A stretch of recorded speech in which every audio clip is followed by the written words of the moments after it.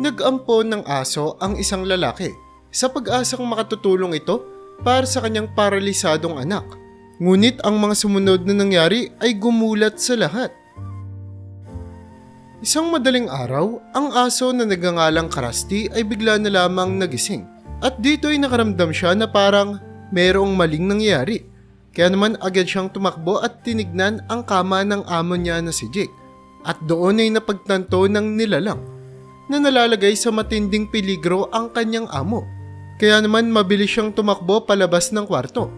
At sa loob-loob ng aso na ito ay alam niya na kung hindi siya makakahanap ng tulong ng mabilis, maaaring mamatay si Jake. Ang kanyang amo kasi na si Jake ay isang espesyal na bata na ngayon ay isa ng teenager. Talaga namang hindi naging madali ang umpisa ng buhay ni Jake. Nagkaroon kasi siya ng kauna-unahang stroke noong 15 araw pa lamang ng kanyang buhay o isa pa siyang sanggol sa ospital. Noong una, inakala ng mga doktor na hindi makakasurvive si Jake dahil sobrang rupok ng katawan niya bilang isang sanggol at bibihira lamang ang mga sanggol na nai-stroke ng ganitong edad ang tuluyan pang nabubuhay.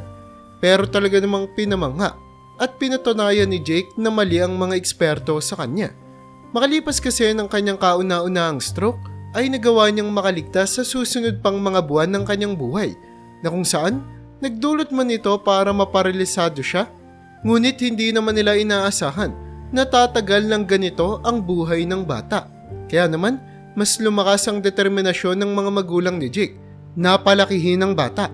Sa kabila ng katotohanan na marami silang pagdadaan ng pagsubok at paghihirap sa pagpapatuloy ng buhay ni Jake. Ngunit lahat ng ito ay handa na nilang harapin bilang mag-asawa at bilang isang maliit na pamilya na mayroong malaking pagmamahal para sa isa't isa. Makakapag-aral kaya ng maayos yung anak natin? Magkakaroon kaya siya ng kaibigan? Ano kayang mangyayari sa kanya kung sakaling lumaki na siya? Marami bang mga tanong ang mabobuo sa kanyang isipan? Paano kung kamuhian tayo ni Jake? Paano kung magalit siya sa atin sa sitwasyon niya? Ito ang pag-aalalang wika ni Marian sa kanyang asawa na si EJ. Noong mga pagkakataon na nilalabas na nila sa ospital si Jake para sa bahay na nila ito magpalakas, hinawakan naman siya ng mahigpit ng asawa niyang si EJ. Mahal, ang importante bibigyan natin siya ng buhay na kailangan niya. Isang komportableng buhay. Gagawin natin ang lahat ng makakaya natin para mapalaki siya ng maayos. At sigurado naman ako, hindi tayo pababayaan ng Diyos. Papalakihin niyang mabuti si Jake. Hindi lang sa atin kundi sa mga taong makakasalamuhay niya. Sigurado akong marami ang maaantig ang puso sa sitwasyon ni Jake. At marami ang gugustuhin siyang maging kaibigan. Kaya wag ka na munang mag-isip ng kung ano-ano. Gawin na lang muna natin yung parte natin bilang mga magulang niya. Diyos na ang bahala sa atin. Ito ang pagpapalakas ng loob ni EJ sa asawa niyang si Marian na umiiyak. Hindi mapigilan ng babae na isipin ang kinabukasan ng anak niyang si Jake.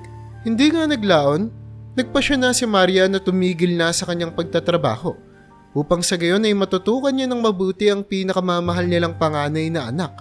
Habang si EJ naman ay nagpatuloy sa pagtatrabaho niya bilang isang tubero. Hindi man ganoon kalaki ang sahod na natatanggap ng kanilang pamilya, pero sapat naman ito para mabuhay sila sa araw-araw. At ang pinaka hinihiling na lamang nila ay ang maging mabuti ang sitwasyon ng anak nilang si Jake. Bukod sa pagiging paralisado, hindi naman nakitaan ng kahit na anong komplikasyon ng bata. Sa edad na 2 taong gulang ay marunong na nga itong makapagsalita. Nakakapag-solve na rin ito ng mga math problems na hindi karaniwan sa kanyang edad, na labis namang ikinatutuwa ng kanyang mga magulang.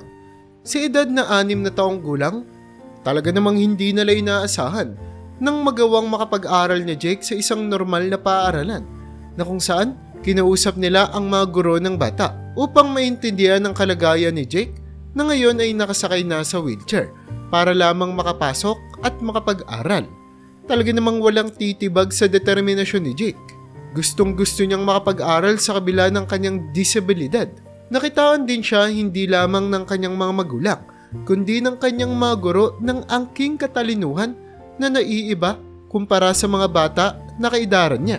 Ang paboritong subject ni Jake sa paaralan ay ang math, na dumating nga sa puntong tumuntong siya sa ikapitong taong gulang ay marunong na siyang mag-solve ng mga complex math formulas na tanging mga estudyante lamang sa high school ang kayang makapag-solve ng ganitong uri ng mga equations. Sobrang proud naman ang naramdaman ng mga magulang ni Jake sa kanya, lalong-lalo na noong nakasali pa ito sa iba't ibang mga math competition na nagagawa niya ngang ipanalo. Kaya naman laging present ang batang si Jake sa tuwing may awarding sa kanilang paaralan upang bigyang papugay ang kanyang katalinuhan at determinasyon pagdating sa subject na matematika. At kabaliktaran nga sa inaakala ng mga magulang ni Jake, naging sobrang bait na bata si Jake na kung saan ay hindi niya nga kinamuhian ang kanyang mga magulang dahil sa kanyang disabilidad. Sa katunayan yan, hindi nagsasawang pasalamatan ni Jake ang kanyang mga magulang dahil hindi nila siya sinukuan. Kung hindi po dahil sa inyo, Mama, Papa, hindi ko po magagawa yung mga bagay na to. Kung yung ibang mga magulang po, susukuan na po yung anak nila pag may ganito pong uri ng sakit. Pero kayo po, pinaglaban niyo po talaga ako. Kaya para sa inyo po lahat ng mga bagay na to. Laging pagpapasalamat ng bata sa mga magulang niya sa tuwing siya ay nananalo sa iba't ibang mga kompetisyon na kanyang sinasalihan. Tuluyan na ngang sumikat si Jake at nakilala na siya sa kanilang buong bayan bilang ang pinakamatalinong bata na nakasakay sa wheelchair. Ngunit, hindi pa pala dito natatapos ang problema. Sa kabila kasi ng katotohanan na hindi naman pinapansin ng batang si Jake ang kanyang kapansanan, ngunit tila ba hindi pa pala ito tapos sa pagpapahirap sa kanya. Nang tumuntong kasi siya sa ika-10 taong gulang habang nagre-review siya para sa isang math competition na kanya na namang sasalihan sa taon na iyon, ay bigla na lamang nangisay ang bata. Nagkaroon siya ng seizure na hindi may paliwanag ng kanyang mga magulang. Tumirik ang mga mata ni Jake at hindi niya nga magalaw ang kanyang buong katawan habang siya ay naninigas. Labis na nag-alala si Marian sa nangyayari sa kanyang anak.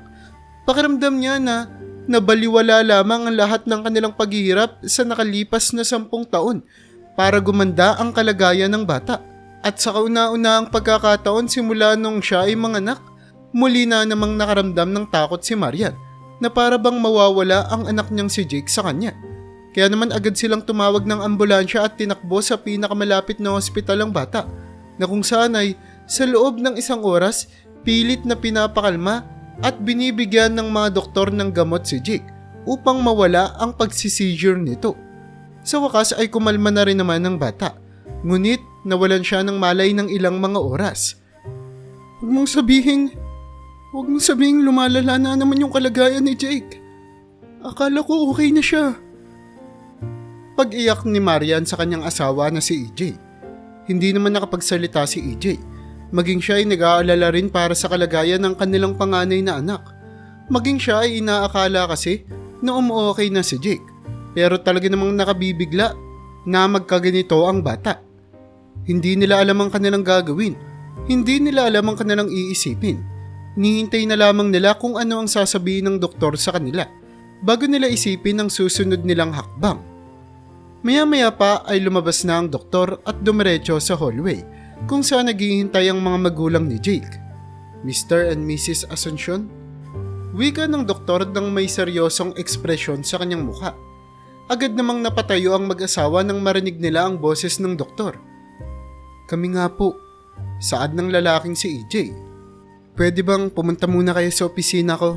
Doon tayo mag-uusap. Kaya naman agad silang nagtungo sa opisina ng doktor upang mas makapag-usap sila ng mas maayos. Dito nga ay binunyag ng doktor ang isang nakapanlulumong balita. Base sa ginawa naming examination sa bata, hindi pa kami sigurado kasi may hinihintay pa kaming ilang mga testing. Pero malaki ang tsansa na nagkakaroon ng seizure si Jake dahil na-damage ang kanyang nervous system. Apektado nito ang kanyang spinal cord hanggang sa kanyang utak. Sa madaling salita, nahihirapang iproseso ng utak niya yung mga nangyayari sa paligid niya. Nakakadagdag din dito yung mga kinakain niya, mga ginagawa niya at yung mga stress na nararamdaman niya. Pagpapaliwanag ng doktor sa mag-asawa. Nanlaki naman ang mga mata nila.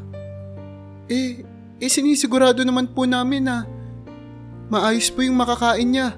Kasi bata pa lang po siya, paralisado na siya. Kaya po hindi namin siya pinapakain ng mga chichirya o kung ano pa man. Agara naman na wika ni Jake. Sumagot naman ng doktor sa sinabi ng lalaki. May naiisip pa po ba kayong ibang rason kung bakit nagkaka-seizure si Jake?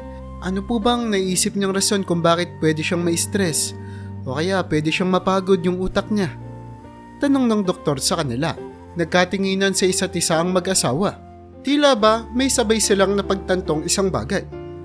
Ang dahilan ng pagka-stress ni Jake ay ang kagustuhan nito sa subject na math. Napakahirap kasi ng mga sinusolve nitong equations at mga formulas na kanyang kinakabisado. Yun lang ang nakikita nilang dahilan kung bakit pwedeng may stress si Jake. Hindi maaari saad ni Marian. Pwede po ba talagang makapagdulot ng stress yung pagsusolve ng mga math problem, Doc?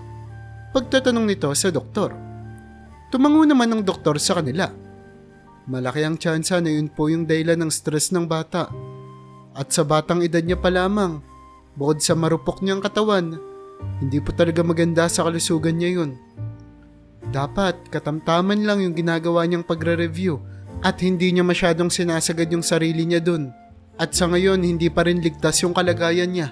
Hindi siya pwedeng maiwan mag-isa, kailangan laging may nakabantay sa kanya. Dahil hindi natin alam kung kailan susunod na aatake yung seizure niya. Mas maganda nang ligtas siya palagi. Bilin pa ng doktor. Talaga namang halos pinagsakluban ng langit at lupa ang mag-asawa pagkatapos nilang makalabas sa opisina ng doktor. Napakasakit isipin para sa kanila na isang bagay na nagpapasaya sa kanilang anak ay ang bagay pa pala na pwedeng pumatay sa kanya. Hindi nila kayang sabihin kay Jake na hindi niya na pwedeng gawin ang bagay na nagpapaaliw sa kanya. At ito nga ay ang pagsasolve ng mga math problem. Paano natin sasabihin sa kanya yun? Siguradong masisiraan siya ng loob. Naiiyak na naman si Marian habang kinakausap niya ng taimtim ang asawa niyang si EJ. Hindi ko rin alam, mahal. Yun pa naman yung nagpapasaya sa kanya. Sa tuwing hindi niya nagagawa yung mga bagay na ginagawa ng mga ordinaryong batang katulad niya. Hindi ko na rin alam.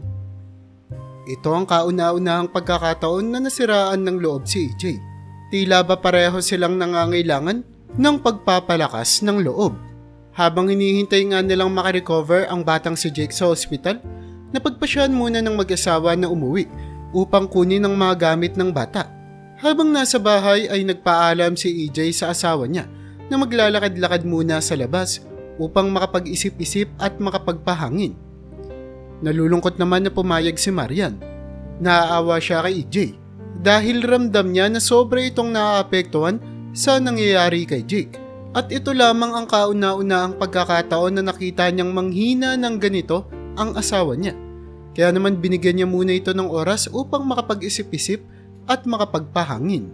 Sa paglalakad ni EJ, hindi niya maiwasan ng maiyak habang iniisip ang kinabukasan ni Jake. Diyos ko, napakabuting bata ni Jake. Bakit to nangyari sa kanya? Ginawa naman namin ang lahat. Maging si Jake, determinado namang ipagpatuloy yung buhay niya. Pero bakit yung bagay na pinaka nagpapasaya sa kanya ay kailangan pa naming alisin? Kailangan pa namin yung kunin sa kanya na para bang pinagkakaitan namin siya ng kaligayahan. Unti-unting namumugto ang mga luha sa mata ni EJ habang iniisip niya ang kanyang anak na wala pa ring malay sa ospital. Hanggang sa napaupo siya sa isang bakanteng lote. Saglit na napatulala habang iniisip kung ano ang susunod niyang gagawin. Pero maya-maya pa ay bigla siyang nakarinig ng iyak mula sa isang aso. At ang iyak na ito ay palakas lamang ng palakas patungo sa kanyang direksyon. Napatayo si EJ. Hinahanap kung saan nagmumula ang ingay na iyon. Hanggang sa makakita siya ng isang maliit na iskinita sa bakanting lote. At doon ay nakita niya ang dalawang kalalakihan na walang awang pinapalo ang isang ligaw na aso. Hoy! Anong ginagawa niyo? Agad na wika ni EJ. Determinado na iligtas ang aso sa kalunos-lunos na sitwasyon nito. Sino ka? Huwag kang mangialam sa amin kung ayaw mong madamay. Pananakot ng isa sa mga lalaki. Ngunit Walang pakialam si EJ. Masyado niya siyang maraming problema para matakot pa sa pagbabanta ng dalawang lalaki na ito. Kaya naman lumapit siya ng lumapit. Kung hindi niyo titigilan yung aso, tatawag ako ng pulis. Hindi ako nagbibiro. Sagot naman niya sa pagbabanta ng mga ito. Tumawa ang dalawang lalaki. Tapos, anong gagawin nila? Aarestuhin kami? Kasi pinagtatanggol lang naman namin yung sarili namin sa asong to. Malay mo makagat kami nito. Pagsisinungaling ng isa. Malayong malayo ito sa totoong nangyayari. Maliit lamang ang aso na kanilang hinahampas at hindi nito magagawang atakihin sila na dalawang malalaking lalaki na may daladala pang pamalo. Napatingin si EJ sa nangihinang aso. Halos nakataas na ang isang paa nito dahil sa mga sugat na kanyang natamo at patuloy lamang ito sa pag-iyak. Sobrang nahabag ang kalooban ni EJ. Kaya naman, kung wala na siyang magagawang paraan ay kakalabanin niya na ang dalawang lalaki na ito. Kahit na alam niyang maliit lamang ang tsansa niyang manalo. Hindi niya maintindihan pero parang nakikita niya ang anak niyang si Jake sa asong ito. Tila ba parehong-pareho ang sitwasyon nila na kinakawawa ng mundo na wala nga silang kalaban-laban. Kaya naman hindi nagsalita si EJ. Lumapit siya nung lumapit sa dalawa hanggang harap-harapan niya na ang mga ito. Ako na lang ang paluin ninyo. Huwag na yung aso. Wika ni EJ habang nagliliyab ang determinasyon sa kanyang mga mata. Makulimlim noong araw na iyon. Maya-maya pa ay unti-unting pumatak ang mga ulan na tila ba nagsilbi naman nilang tagapagligtas. Nang mapansin kasi ng dalawang mapantrip na lalaki na umuulan, tumakbo na lamang sila upang sumilong sa malayo. Diyan ka na kasama yung pesting aso mo.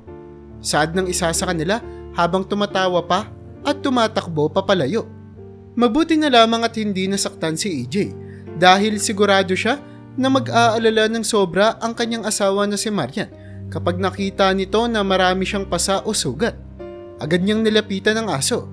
Hinubad niya ang kanyang damit at binalot dito. Kitang-kita ang malubhang kalagayan ng aso na ito. Napagkabuhat nga ni EJ ay agad na nawala ng malay. Mabilis siyang tumakbo papunta sa kanilang bahay. Nakita niya na naghihintay doon si Marian. O EJ, saan ka ba galing? Ang akala ko naabutan ka na ng ulan. Wika ni Marian na may pag-aalala sa kanyang mga mata. Maya-maya pa ay napansin na nga ng babae ang buhat-buhat ni EJ. Isang aso na walang malay. O Diyos ko, saan mo nakuha yung aso na yan? Pagtatakang tanong ng babae. Kaya naman agad na pinaliwanag ni EJ ang nangyari na mabilis naman na naintindihan ni Marian. Kaya naman bago sila pumunta sa ospital ay saglit muna nilang ginamot ang mga sugat nito. Nag-iwan din sila ng pagkain sa aso para sa mga oras na mawawala sila sa bahay. Nang makarating sila sa ospital, laking tuwa nila nang makita nilang may malay na ulit si Jake. O salamat sa Diyos! Agad na wika ni Marian at nilapitan ng kanyang anak. Hinimas nito ang ulo at buhok ni Jake habang tinatanong kung kumusta ang kalagayan nito. Okay ka lang ba? May masakit ba sa iyo anak? Pag-aalalang wika pa ng babae. Ngumiti naman sa kanya si Jake nang makita nito na naroroon na ang kanyang mga magulang. Wala naman po ma. Pa. Mabuti po, nakarating po kayo kagad. Wika ng bata. Kagigising mo lang ba? Anong oras ka nagkaroon ng malay? Pagtatanong naman ni EJ sa kanyang anak. Kagigising ko lang po mga 20 minutes ago. Pinaliwanag naman po ng mga doktor at nurse na kumuha lang po kayo ng mga gamit ko. Salamat po at binalikan niyo po ulit ako. Puno ng pagpapasalamat na wika ng bata. Naiyak naman si Marian sa kabutihan ng kanyang anak na patuloy pa ring iniisip ng bata ang kalagayan ng iba sa kabila ng kanyang kalunos-lunos na sitwasyon. Agad namang napansin ni EJ ang malungkot na ekspresyon ng kanyang mga magulang sa kanilang muka. Bakit po parang ang lungkot-lungkot ninyo? Nagkaroon naman na po ako ng malay ah. Pagtatakang wika ng bata. Nagkatinginan si EJ at ang asawa niyang si Marian. Iniisip kung ito na ba ang tamang pagkakataon na ipaliwanag nila sa bata kung ano ang nangyari sa kanya. Maya-maya pa, naglakas sila ng loob na sabihin sa bata ang dahilan kung bakit nangyayari ito sa kanya. Pero laking gulat nila nang tinanggap ito ng bata ng buong puso. Sigurado ka ba anak? Okay lang sa'yo na hindi ka muna magsasolve ng mga math problems? Pagtatakang wika ni Marian na puno ng pag-aalala.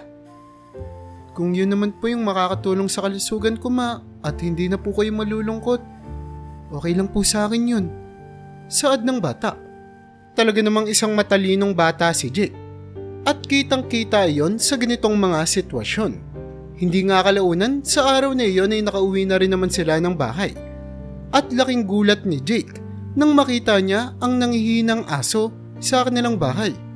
Pinaliwanag ni EJ kung papaanong napunta doon ang aso. Pero wala silang kamalay-malay na ang aso pa lang ito ang tuluyang makapagpapabago sa buhay ng kanilang pamilya magpakilanman. Sa tulong ng mag-asawang si EJ at Marian at sa kanilang anak na si Jake, magkasama nilang inalagaan ang aso hanggang sa tuluyan na nga itong lumakas. Kaya naman hindi ganoong nabaryong si Jake sa mga pagkakataon na wala siyang magawa sa kanilang bahay dahil hindi siya pwedeng kumilos at gumawa ng mga bagay na pwedeng makapagpa-stress sa kanya. At sa pamamagitan ng pag-aalaga sa kanilang aso, ay nagkaroon siya ng panahon para sumaya kahit papaano. Jake, anong gusto mong ipangalan natin sa aso?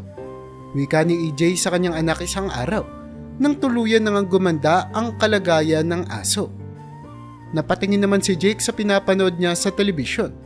Ito kasi ang paborito niyang cartoons, ang SpongeBob. At nakita niya na nagtatrabaho si SpongeBob sa loob ng Krusty Krab. Kaya naman napangiti siya. Krusty po. Krusty po ang ipapangalan natin sa kanya. Masayang wika ng bata habang hinihimas ang ulo ng kanyang aso. Angas ah. Sige, simula ngayon, Krusty na ang pangalan mo. Wika naman ni EJ sa aso at tumahol naman ito pabalik sa kanya na tila ba nagugustuhan niya ang kanyang pangalan. Pero ngayon nga, kinikailangan na nilang isipin ang kinabukasan ng batang si Jake. Bukod kasi sa bawal itong may stress, kinikailangan din na may nakatutok dito 24 oras. Paano kaya kung kumuha na lang tayo ng nurse para sa kanya? Para kahit papaano, sa mga panahon na tulog ka o nagpapahinga, may nakakasama siya. Wika ni EJ kay Marian. Napakunot naman ang noo ni Marian. Alam niya kasi na hindi kakayanin ng kanilang pinansyal ang magbayad ng nurse na mag-aalaga sa kanilang anak na si Jake.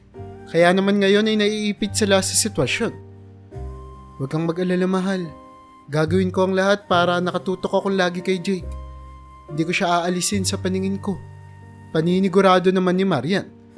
Nang sa gayon ay hindi na nga masyadong mamroblema pa ang kanyang asawa. Samantala para naman kay Jake ay hindi na nga siya muli pang nakabalik sa pag-aaral. Kinikailangan niyang mag-home schooling upang sa gayon ay mas mabantayan ang kanyang kalusugan. Alam ni Jake ang paghihirap na pinagdadaanan ng kanyang mga magulang. Kaya naman hindi na rin siya nagrereklamo sa sitwasyon na kinalalagyan niya. Ang mahalaga, mabawasan ang pasanin ng mga magulang niya at sapat na iyon para sa bata. Pero talaga namang may isang bagay ang hindi mapigilan si Jake na gawin. At yun ay ang pag-solve ng mga math problems. Sa mga panahon kasi na hindi siya nababantayan o natututukan ng mabuti ni Marian, pasimple siyang nagsasolve ng mga math equations na talaga namang sobrang saya nang naidudulot sa kanyang puso. At sa buong pagkakataon na ito, ay tila ba kasama niya sa sekretong ito si Krusty, ang kanilang aso na inampon. Ni minsan kasi ay hindi lumulubay si Krusty sa bata na para bang handa siyang protektahan ito sa anumang oras. Kaya naman, kuminsan ay nagiging komportable na rin ang nanay ni Jake na si Marian na iwan lamang mag-isa si Jake kasama ang aso. At sa loob nga ng ilang mga linggo, pasikretong nagsasolve ang batang si Jake ng mga math problems nang hindi nalalaman ng kanyang mga magulang. Hanggang sa isang gabi ay nangyari na nga ang kanilang kinatatakutan. Habang mahimbing nang natutulog ang lahat, bigla na namang nagkaroon ng seizure ang batang si Jake. Agad naramdaman ng aso na tila ba may mali na nangyayari sa kanyang amo. Kaya naman lumundag ito papunta sa kama ni Jake at doon niya nga nakita na nangingisay na ang bata. Kaya naman mabilis siyang tumakbo papalabas ng kwarto, patungo sa kwarto ng mag-asawang si Marian at EJ. Ilang beses siyang tumahol. kinalampag ang pinto ng mag-asawa hanggang sa tuluyan nang magising ang dalawa. Pagbukas nila ng pinto ay bumungad sa kanila ang aso na si Krusty na patuloy pa rin sa malakas na pagtahol na kanyang ginagawa.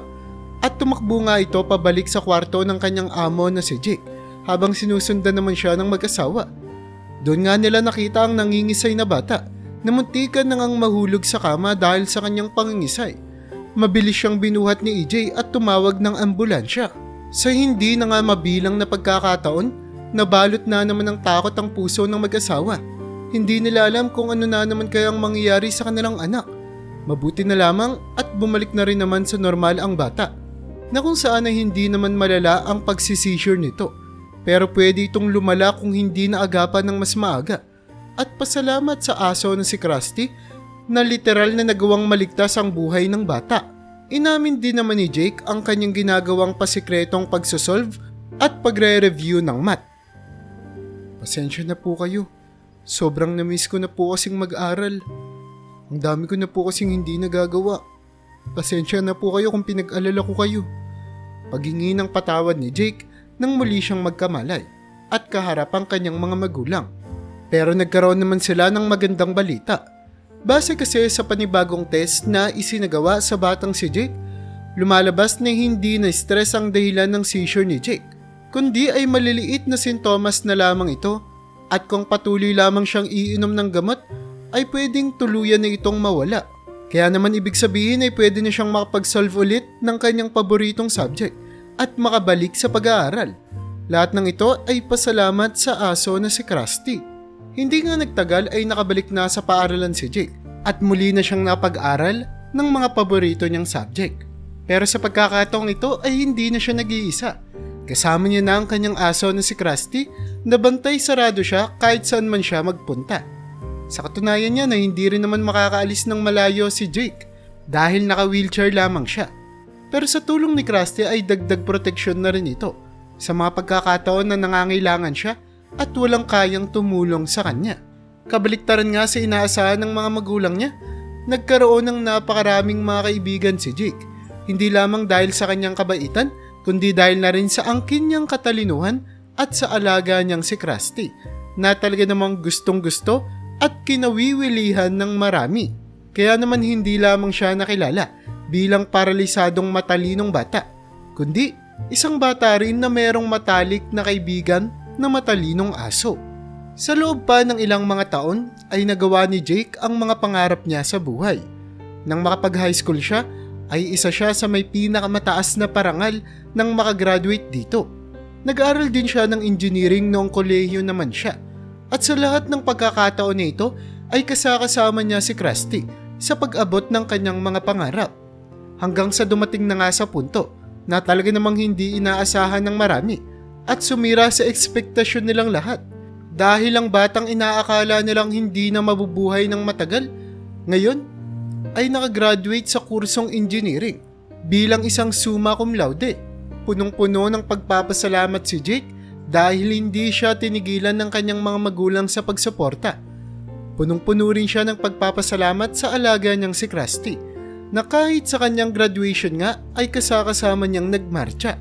Ngayon ay pagkakataon naman niya na tumulong sa mga tao at maging sa hayop na sumuporta at tumulong sa kanya para makamit ang kanyang mga pangarap. Ang istorya ni Jake ay isang patunay ang makakapigil sa atin kung may sapat tayong determinasyon na ipagpatuloy ang ating buhay at mga pangarap. Basta ay maging mabuting tao lamang tayo at hindi tayo nanlalamang sa iba. Kaya naman kung nagustuhan mo ang storya natin ngayon ay huwag mo namang kalimutang mag-like. Pindutin mo na rin ang subscribe button para makagawa pa tayo ng ganito kagagandang mga istorya sa susunod pang mga araw.